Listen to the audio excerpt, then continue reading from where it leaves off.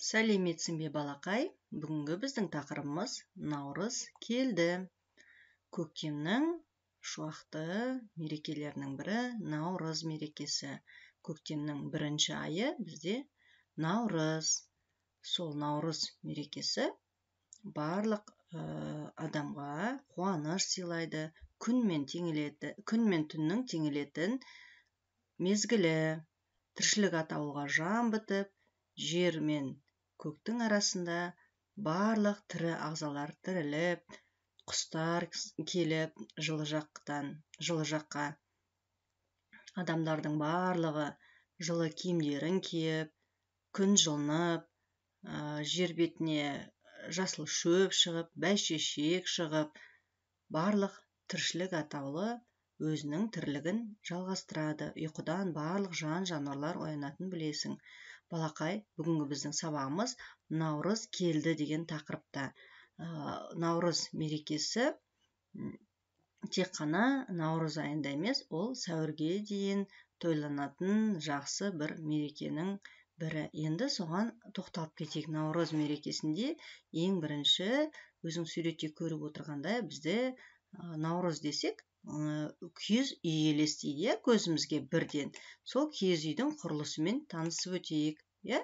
Міне, керегені біз жазамыз бірінші, содан кейін шаңырақты көтереміз, содан уықтарды керегемен шаңыраққа бекітіп, үйіміз дайын болады. Міне, киіз үйдің дұрыс құрылу нұсқасы дейді. Өзің көріп отырғандай, бұл киіз үйде бұрын біздің ата-бабамыз өмір сүрген екен. Ал қазіргі уақытта біз оны сәндік үшін наурыз мерекесінде көбінесе құрастырып қояды екенбіз. Сол жерде тәтті дәмді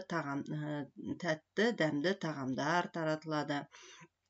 Адамдар жиналып, бір-біріне жақсы тілектерін айтады, қауышады, көріседі. Қыстың суығынан кейінгі көрісетін бір жақсы мереке сол киіз үйді тігіп, жақсы жабдықтармен жабдықтап, сол жерде жақсы мерекелер тойланады екен. Ал енді мына суретке назар аудар. Енді осы сурет бойынша өзің шағын әңгіме жазды, әңгіме ойлап, ойыңды жинақтап, маған жазып жібер. Міне, ал екеуміз бірге айтып көрейік. Суретте өзің көріп отырғандай, көктемнің ең бірінші айы наурыз мерекесі. Наурыз айы наурыз мерекесі туралы болып жатыр екен. Наурыз мерекесінде жаңа айтып өткендей, күн жылынады, жер бетіне тіршілік атаулыға жан бітеді. Міне, құстар жан-жақтан келіп жатыр, күн шуағын шашып тұр. Әр жерде қазақ үйлер, киіз үйлер тігілген екен, жылқылар міне өріске шығып жатыр. Осының барлығын жинақтап, маған 5-6 сөйлемнен болса да әңгіме жазып жібер. Ал енді өзің білетіндей, наурыз мерекесінің сәні наурыз көже екен. Оны біздің апаларымыз пісірген. Енді мен саған наурыз көже туралы аңыз бар екен. Наурыз көже қайдан шығыпты? Соны оқып берейін. Сен менімен бірге қосылып оқы. Баяғы заманда қазақ деген қарттың Алаш, Наурыз деген екі ұлы болады. Алаштың балалары ер жетсе де, Наурыздың баласы болмайды. Наурыз қартаяды. Өлерінде Алаштың балаларын шақырып алып өсиет айтады. Менің артымда балам қалмады. Сондықтан мені ұмытпай, айтып жүру үшін жылына жыл басында бір қазан ас құдайы беріңіздер. Оны наурыз келді, наурыз көже деп атасаңдар, менің атым жойылмас депті.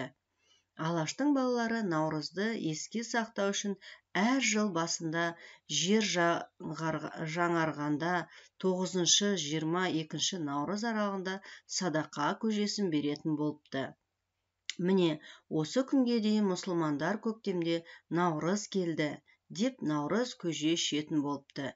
Әлі де наурызды ұрпақтан ұрпаққа жалғап ұмытпай келеміз.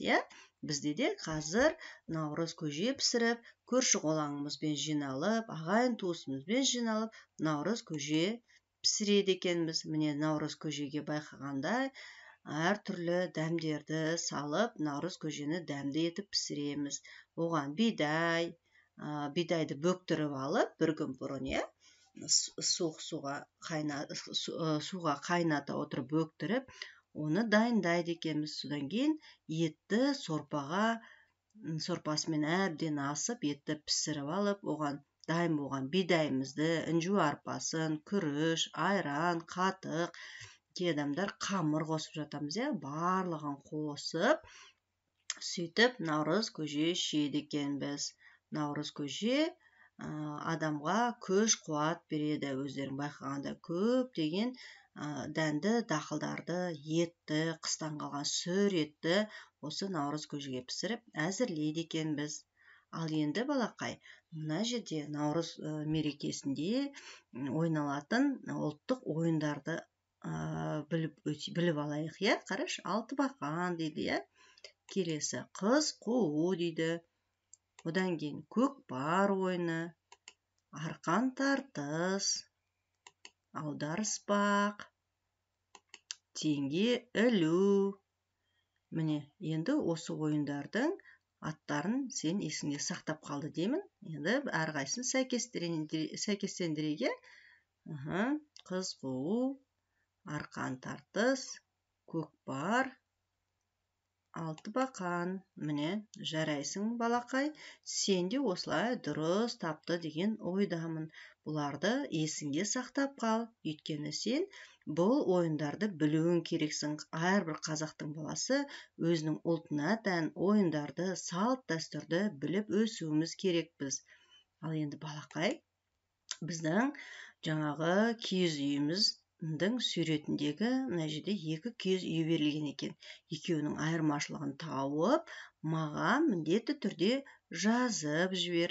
Суретке мұқият қара, зейініңді аударып, ойлап, осы сурет туралы не айта аласың, соны маған айырмашылықтарын жазып жібере ғой. Енді міне мынау біздің сабағымыздың соңғы аяғында мен саған мындай өлең жолдарын ұсынып отырмын. Бұны біз жаттап алып, жатқа айтып жүрсек болады екен. Наурыз келді. Керегені біз жазамыз, шаңырақты көтеріп, уық болып иілеміз, дайын болды үйіміз. Уық болып иілеміз, дайын болды үйіміз. Көктем келді, наурыз келді, күн шуағын төгеді. Жаңбыр жауса, жел соқса да, қорықпаймыз өзіміз. Жаңбыр жауса, жел соқса да, қорықпаймыз өзіміз. Міне балақай, қандай керемет өлең жолдар, осыны жаттап алып, үйде де айтуға дағдылан. Міне балақай, осымен біздің сабағымыз аяқталды. Есіңе салып кетейін, үйден сен маған әңгіме құрап жазуды және суреттегі айырмашылықтарды табуды міндетті түрде тауып жазып жібер. Сау бол балақай, келесі сабақта кездескенше.